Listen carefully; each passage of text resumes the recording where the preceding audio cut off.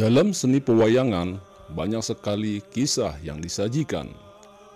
Para penikmat seni pertunjukan wayang pasti tidak asing dengan kisah-kisah yang diambil dari karya sastra kuno, mulai dari Ramayana sampai Mahabharata.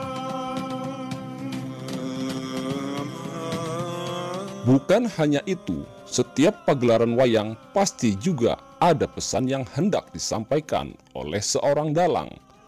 Begitu juga dengan 4 tokoh pewayangan yang dikemas menjadi punakawan. Istilah punakawan berasal dari kata pana yang artinya paham dan kawan yang artinya teman.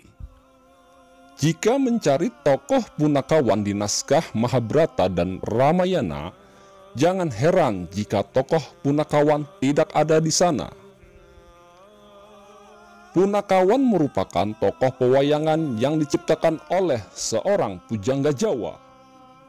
Menurut Slamet Mulyana, seorang sejarawan, tokoh punakawan pertama kali muncul dalam karya sastra Gatotkaca Sraya, karangan Empu Panuluh pada zaman Kerajaan Kediri. 4 tokoh punakawan terdiri dari Semar dan ketiga anaknya, yaitu Gareng, Petruk, dan Bagong. Para punakawan ditampilkan sebagai kelompok penceria dengan humor-humor khasnya untuk mencairkan suasana. Selain itu, punakawan juga memiliki karakter masing-masing yang tentunya patut untuk diselami lebih dalam. Seperti apakah makna filosofi yang terkandung dalam karakter masing-masing dalam punakawan tersebut? Mari kita bahas dalam video ini. Tetapi sebelum menyimak video ini, jangan lupa subscribe agar channel ini terus berkembang. Terima kasih. Semar, salah satu tokoh yang selalu ada di punakawan ini dikisahkan sebagai abdi tokoh utama cerita Sahadewa dari keluarga Pandawa. Bukan hanya sebagai abdi, namun Semar juga kerap kali memberikan nasihat-nasihat bijaksananya untuk keluarga Pandawa. Semar digambarkan sebagai tokoh yang sabar dan bijaksana. Kepala dan pandangan Semar menghadap ke atas, menggambarkan kehidupan manusia agar selalu mengingat sang kuasa. Kain yang dipakai sebagai baju oleh Semar, yakni kain Semar Parang Kusumorojo, merupakan perwujudan agar memayuhayuning bawono atau menegakkan keadilan dan kebenaran di bumi. Di kalangan spiritual Jawa, Semar dianggap sebagai simbol keesaan.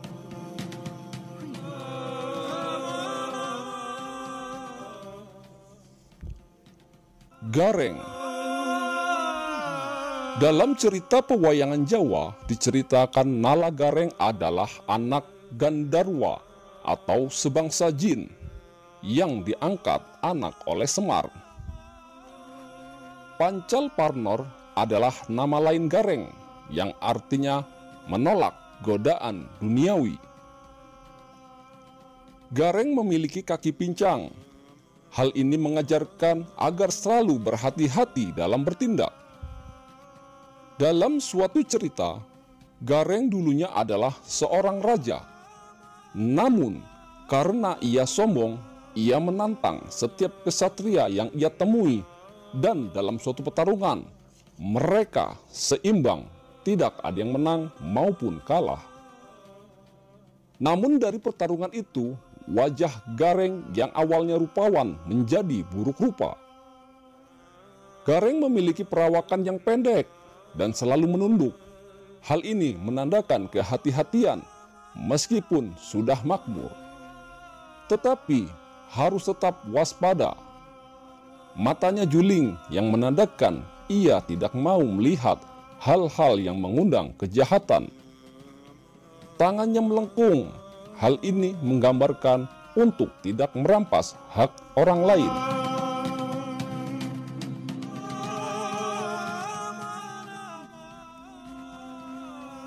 Petruk. Petruk digambarkan sebagai sosok yang gemar bercanda, baik melalui ucapan ataupun tingkah laku. Ia adalah anak kedua yang diangkat oleh Semar.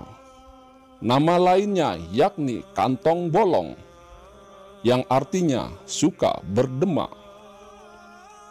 Sebagai punakawan, ia adalah sosok yang bisa mengasuh, merahasiakan masalah, pendengar yang baik, dan selalu membawa manfaat bagi orang lain. Dalam suatu cerita, saat pembangunan Candi Sapta Arga, kerajaan ditinggalkan dalam keadaan kosong. Kemudian jimat Kalimasada milik Pandawa pun hilang. Jimat itu dicuri oleh Mustakawani. Mengetahui hal itu, Bambang Irawan, anak Arjuna, bersama Petruk berusaha merebut jimat tersebut. Akhirnya jimat itu berhasil direbut oleh Bambang Irawan dan dititipkan kepada Petruk. Namun sayangnya Petruk menghilangkan jimat tersebut. Untungnya jimat itu dapat ditemukan kembali. Kemudian ia meminta maaf pada Pandawa. Melalui kisah itu, Petruk ingin mengingatkan untuk memperhitungkan setiap kata, kelakuan, dan tidak mudah percaya kepada siapapun. Kemudian ia juga mengajarkan untuk berani mengakui kesalahan.